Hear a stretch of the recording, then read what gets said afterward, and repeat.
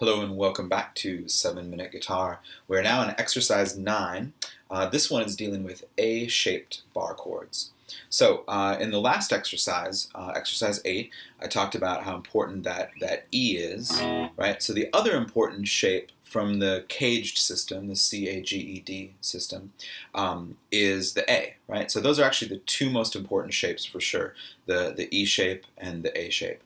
So with the A, it's a little bit different in that we're not barring with the first finger. We're actually going to bar with the third finger. There are a couple ways to do this. I'll talk about that, but primarily I'm going to stick with the one where you bar with the third finger. Okay, so I'm getting ahead of myself. Let me back up a little bit. So here's my A, right? And then some people might prefer to do the A like this. Right? I actually personally much prefer 2, 3, and 4 because I think that pinky can really tuck under the ring finger with greater ease. So anyway, when I'm playing that chord, I've got my 5 strings.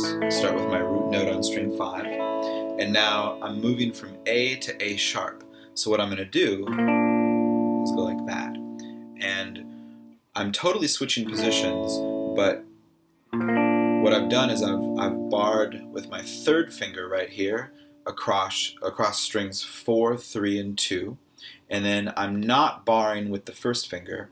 I'm just using it to push down on string 5, and then I'm playing only the middle 4 strings. So that's also really important, just the middle 4 strings. So then I go back and forth. There's my A, there's my A sharp. Now another way to do it, which some people prefer, is to take that A shape, move it forward, and then bar across with that first finger. Then you can play all 5 strings if you want. Right? That works pretty well too.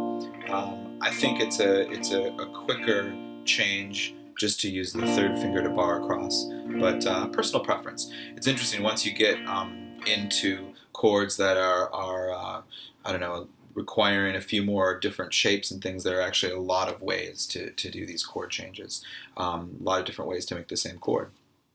So anyway, that's A to A sharp, and then the minor thing is similar, except it's actually a lot more like changing from E to F. So here's A minor, which as you've noticed is the exact same shape as E, except it's down a set of strings, right? So A minor. And then we do the same thing we did with that E chord, which is to switch fingers to free up the first finger, slide it forward, and then bar. Right, now we have A sharp minor. And with that one, we would do 5 strings. You'll notice my first finger up here is actually kind of on the top string, string 6, and I'm not actually playing it. It's just there to block it, right? So if I'm strumming, right, it's actually kind of blocking off that top string, so I get a nice clean sounding chord. So that's the idea. So A sharp, A minor, A sharp minor, and that's it.